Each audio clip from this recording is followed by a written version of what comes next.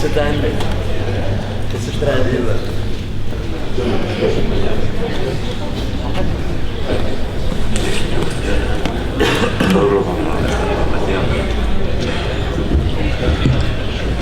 Que se prepare el compañero más Roberi de Suiza. Chers camarades, je suis ici mandaté par une conférence pour l'indépendance du mouvement ouvrier, pour la rupture avec la Troïka et l'Union européenne, qui a eu lieu à Turin le 2 février passé. Il y avait beaucoup de travailleurs, beaucoup de délégués syndicaux, de l'école, de la Fiat, d'autres usines, de télécommunications, et nous sommes ici mandatés par cette conférence. Je voudrais parler un peu de l'Italie comme un exemple d'une situation certainement difficile, certainement pleine de contradictions, dans laquelle la situation est encore ouverte et rien n'est joué. Ils appellent cela, et pas seulement dans la presse italienne, aussi sur la presse internationale, ils appellent cela le danger instabilité. Ils disent l'Italie s'est tombée dans l'instabilité. D'une certaine manière, c'est vrai. C'est quoi cette instabilité? D'une partie, c'est une position unique. C'est la dictature, comme vous avez dit, et comme on a dit dans cette conférence. C'est une position unique de tous les partis, il faut être clair. Vous avez écouté, il y a la droite de Berlusconi qui c'est pour appliquer les plans de la Troïka. Il y a le Parti démocrate, qu'on peut dire un peu la gauche, mais ce n'est pas vraiment gauche, qui c'est pour appliquer, et c'est encore plus, comment dire, convaincu d'appliquer les plans de la Troïka. Et aussi, il y a ce mouvement qui s'appelle le mouvement 5 étoiles, qui a pris beaucoup de voix pendant les dernières élections. Et ils disent qu'il faut réduire la dette sur leur programme. Il faut la flexicurité. Donc, avec des mots, comment dire, extrêmes, mais dans les faits, ils disent qu'il faut appliquer les plans de la Troïka.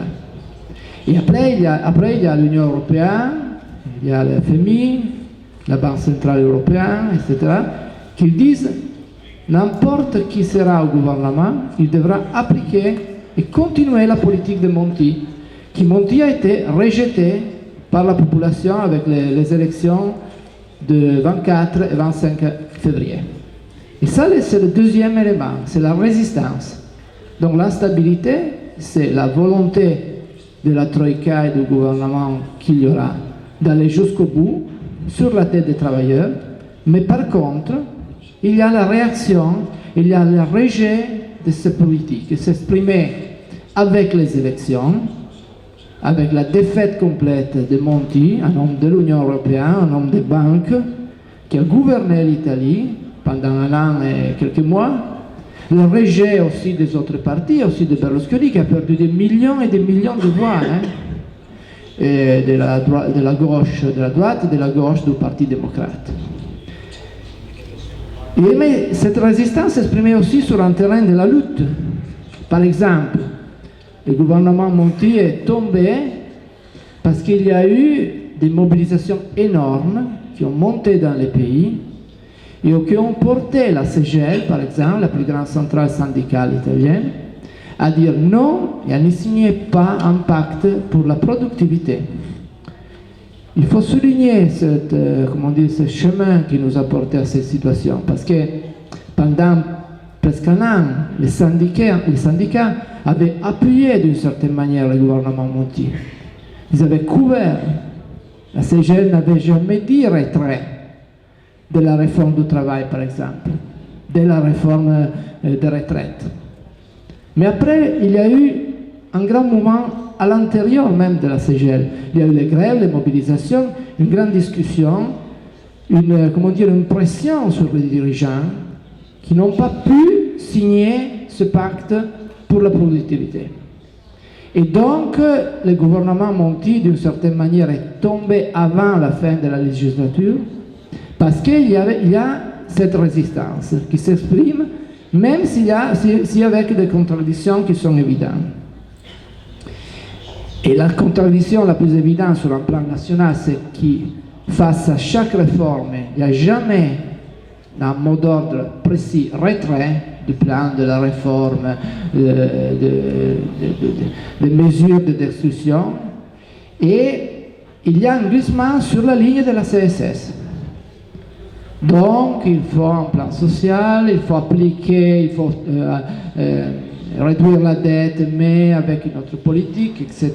Et cela porte sur cette situation qui, on peut dire, des difficultés, justement, des travailleurs, mais qui porte aussi à une résistance qui s'exprime et qui s'exprime dans la situation aussi dans les élections. Dans cette situation, il faut ajouter que les partis les plus à gauche sont disparus du Parlement. Dans l'introduction d'aujourd'hui, j'ai écouté quelques mots sur la société civile. Il a dit, il me semble, il nous a doublé à gauche. Je ne sais pas si on peut dire exactement cette définition pour l'Italie, on peut discuter, mais ça c'est sûr une chose, que c'est le mouvement 5 étoiles, avec les programmes que je dis, a pris un certain consensus en Italie, c'est parce que la gauche même la plus extrême, a soutenu, a appuyé et même a participé au niveau national et au niveau local à tous les gouvernements qui ont appliqué les plans de la Troïka et toujours a refusé de rompre avec l'Union européenne, l'euro, la Troïka. Et le résultat a été que la gauche est disparue. Et donc, en Italie, il y a un grand problème, c'est le problème de la représentation politique de la classe. Donc, il y a une classe qui cherche, sur un terrain de la lutte, de s'exprimer, de résister.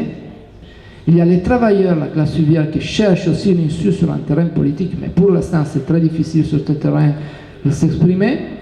Mais il y a cette résistance qui s'exprime. Et je viens donc à la préparation de cette conférence que nous avons faite, parce que nous avons diffusé votre appel pour la conférence des camarades espagnols, les contributions avec notre journal. Nous avons commencé une discussion qui allait au-delà du cadre de notre conférence du 2 février. Et il y a autour de nous beaucoup de camarades, de délégués, même des responsables à un certain niveau syndical, qui commencent à discuter ces questions. Et nous avons lancé le 2 février un appel pour l'indépendance du mouvement ouvrier, en particulier en Italie, face au nouveau gouvernement qu'il y aura, le danger d'intégration qui a été cité plusieurs fois ici, mais qu'il fait la liaison de cette question avec la question de la rupture, et donc ouvre la discussion et même l'action pour la rupture avec l'Union européenne, pour préserver l'indépendance, pour préserver les conquêtes. Donc je viens à l'intervention qu'il y a eu du camarade espagnol avant, qui disait il faut passer sur un plan pratique. Qu'est-ce que nous faisons? Je suis d'accord, il faut sortir d'ici avec un cadre d'initiative et de liens, de contacts, de dialogue pour porter dans mon pays et dans votre pays ces discussions et des initiatives concrètes pour aller en avant, parce qu'il y a devant nous les plus grandes mobilisations, les plus grandes contradictions, les plus grandes luttes. Il faut s'armer pour donner à d'autres des éléments pour gagner, pour résister et pour s'organiser. Merci. Gracias, compañero.